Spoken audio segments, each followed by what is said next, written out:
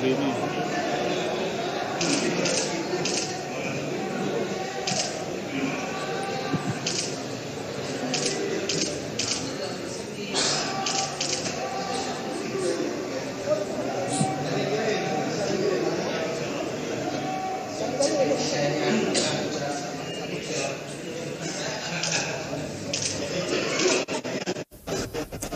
Ya, pemirsa, Anda kembali menyaksikan Newsroom terkini bersama saya Ayu Wardani dan di studio JAK TV. Ini adalah gambar dari PKS. Oke, ini adalah suasana di kantor KPU.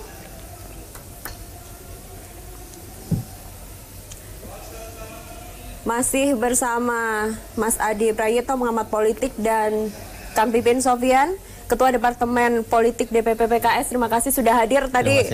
Nah, ini di layar adalah suasana di kantor KPU yang sudah menunggu ini dari partai-partai pengusung dan juga pendukung dari calon petahana. Mas Adi, kalau dilihat ini sudah banyak warna-warna, warna-warna partai masih memakai identitasnya masing-masing.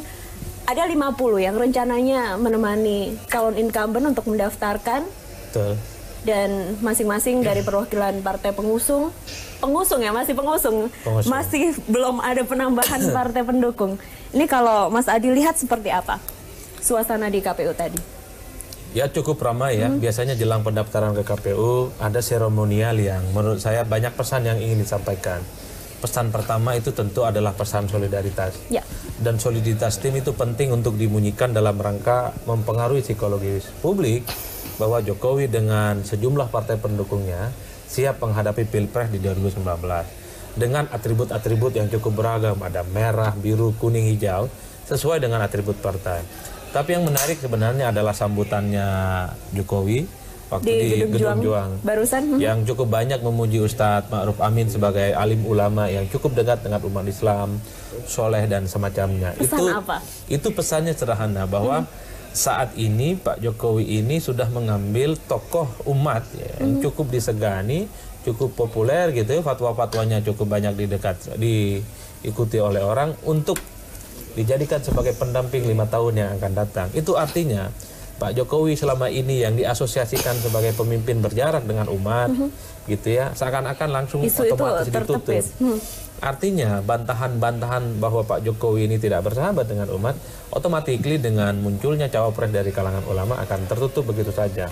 Poinnya di situ sih sebenarnya. Ini adalah pilihan M dari 3M yang terbaik menurut Mas Adi. Kalau secara ideal saya kira yang 10 itu masuklah sesuai kapasitas dan kompetensinya. Cuman yang dianggap memenuhi menjaga keseimbangan adalah Kiai Ma'ruf Amin. Terutama soal irisan Islam dan nasionalis.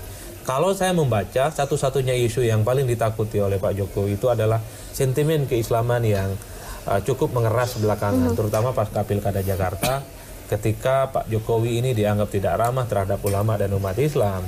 Kan itu yang selama ini dikhawatirkan. Sementara isu ekonomi, politik, hukum, sepertinya saya membaca bahwa Pak Jokowi ini sudah menyiapkan data-data sebagai bantahan dari teman-temannya Bang Pipin. Bilang ekonomi anjlok gitu, hukum ini tebang pilih. Sepertinya argumen yang mereka sudah siapkan sudah jauh lebih mapan dan lebih mantap sebagai petahana. Tapi kalau soal isu-isu tentang keislaman, isu-isu soal agama, Pak Jokowi memang agak sedikit kelabakan belakangan. Makanya kemudian masuk akal jika Pak Ngabalin direkrut menjadi bagian dari jubir pemerintah gitu. Untuk mengantisipasi itu sebenarnya. Ini ada kejutan juga di kubu koalisinya Kang Pipin ya. Nama cawapresnya kemarin yang dideklarasikan sekitar pukul 11:30 malam bukan berinisial A seperti yang digadang-gadang sebelumnya, tapi Sandiaga Uno. Ini apa pertimbangannya? Saya kira banyak pertimbangan ya, tapi pertimbangan yang paling penting adalah bahwa Pak Sandiaga Uno itu adalah disepakati oleh 3 partai politik yang disepakati dengan syarat harus melepas atribut sebagai kader Gerindra. Betul, itu adalah salah satu solusi supaya soliditas di antara 3 partai ini kemudian muncul. Dan kami harus akui bahwa ya waktu malam hari ini yang pertama kami bersyukur dan mengapresiasi pilihan Pak Jokowi yang memilih Kiai Haji Ma'ruf Amin. Kami sangat menghormati beliau dan saya kira beliau sangat disegani dan tentu pertarungan ke depan di Pilpres ini akan menarik ke depan. Dan kami bersyukur pada malam tadi 3 partai bersepakat untuk mengusung Pak Prabowo dengan Pak Sandiaga Uno karena memang melihat dari berbagai aspek. Salah satunya adalah aspek di mana pemilih pemula begitu besar dan saya kira sosok Bang Sandi ini nanti akan menarik pemilih pemula. Yang kedua tentu masalah perekonomian yang saat ini dihadapi oleh bangsa Indonesia. Jadi mayoritas mengeluhkan persoalan lowongan pekerjaan di mana saat ini anak-anak muda terutama ketika lulus SMA, perguruan tinggi yang dipersoalkan adalah kira-kira cari kerjanya bagaimana. Dan inilah yang dikeluhkan oleh orang tua ketika mereka punya anaknya yang sudah mau keluar dari sekolah. Dan sosok Pak Sandiaga Uno dengan Pak Prabowo ini insya Allah akan melengkapi dan fokus di faktor program ekonomi. Oke, itu alasannya. Tapi koalisi Kertanegara sejauh ini aman, solid ya? Alhamdulillah sampai saat ini aman. Apalagi kalau kita melihat bagaimana semalam ya, melihat kelogoan dari Habib Salim Segaf Al-Jufri yang merupakan adalah sosok di mana cawapres yang diusung Ijtima Ulama legowo untuk memberikan posisi itu kepada Sandiaga Uno. Dan bagaimana juga melihat sosok dari Pak Presiden PKS, meskipun misalnya dari kalangan kami di PKS misalnya ya ada saja misalnya yang kecewa, tetapi kami menunjukkan sebagai partai politik yang tidak baper gitu. Jadi di sini kita melihat secara rasional. Jadi PKS sebagai partai yang di situ 7%. Dan kemudian kami harus berkoalisi, bersepakat dengan yang lain, dan tetapi putusan Majelis Syuro yang paling penting adalah kita memperjuangkan aspirasi masyarakat Indonesia, Bapak Ibu yang menonton saat ini, yang menghendaki kepemimpinan yang berubah di 2019 nanti. Kenapa? Karena memang saat ini banyak di antara kita mengeluh bahwa harga-harga semakin tinggi, tarif dasar listrik semakin tinggi, dan juga tadi lowongan pekerjaan. Jadi poinnya sebetulnya itu.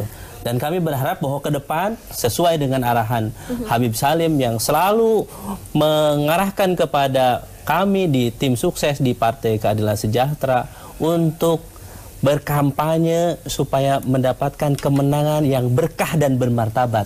Kuncinya 2 hal. Yang satu adalah bagaimana kita berkampanye secara positif, tidak menggunakan black campaign dalam kampanye. Yang kedua adalah tidak menghalalkan segala cara dalam berkampanye sehingga kemenangan ini berkah buat masyarakat Indonesia ke depan. Ini yang menarik tidak hanya dari PKS yang legowo, tapi dari PAN juga Zulhas legowo ya, tidak jadi menjadi cawapres. Mas Adi, kalau dilihat tapi ada Demokrat yang tadinya berkomunikasi dengan baik, merapat, lalu tidak ikut di koalisi. Dan saat ini mungkin sedang musyawarah untuk menentukan arah dukungannya karena tidak boleh netral. Kalau Mas Adi melihat apakah ada kekecewaan karena cawapresnya tidak berinisial A siapapun ya?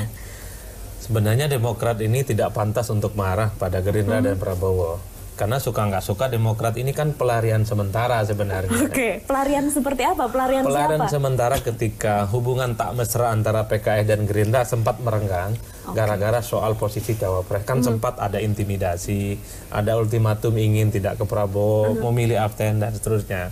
Di tengah suasana batin yang sedang berkonflik, saudara tua jangan dilupakan.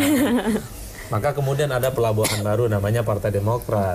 Tapi karena ini pelabuhan sementara, kalaupun toh tidak dikawini di air, mestinya tidak terlampau baper dan sakit hati. Mestinya harus melihat bahwa cinta lama ini bersemi kembali antara PKS, kemudian dengan PAN plus Pak Prabowo. Ini satu hal yang memang senyawa dari awal. Orang melihatnya pisah kawin antara PKS dan Prabowo ini persoalan biasa saja sih sebenarnya. Orang meyakini akhirnya akan bertemu. Karena suasana batinnya sama. Kayak cinta sejati gitu ya? Suasana hatinya sama. Ganti presiden di 2019, enggak ada yang lain.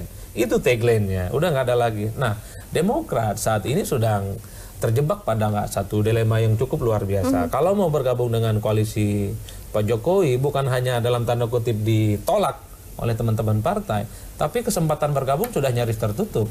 Karena semua partai pengusung dan pendukung itu sudah daftar ke KPU. Saya nggak tahu persis ya klausulnya Bang Pipin. Apakah boleh ada partai yang nyusul belakangan setelah capres dan cawapres itu didaftarkan ke KPU. Nah, ini yang kemudian turut menjelaskan tidak ada pilihan lagi bagi Partai Demokrat di tengah rasa sakit hatinya itu, tak ada pilihan lain kecuali hanya ke Pak Prabowo gitu loh, karena koalisinya Pak Jokowi sudah bawa berkas siap tanda tangan di KPU jam sekarang hari ini. Betul. Sudah nggak ada pilihan lain. Oke, nanti kita lanjutkan usai jeda. Nanti kita juga akan melihat bagaimana kondisi di beberapa titik. Mirsa, tetaplah bersama kami.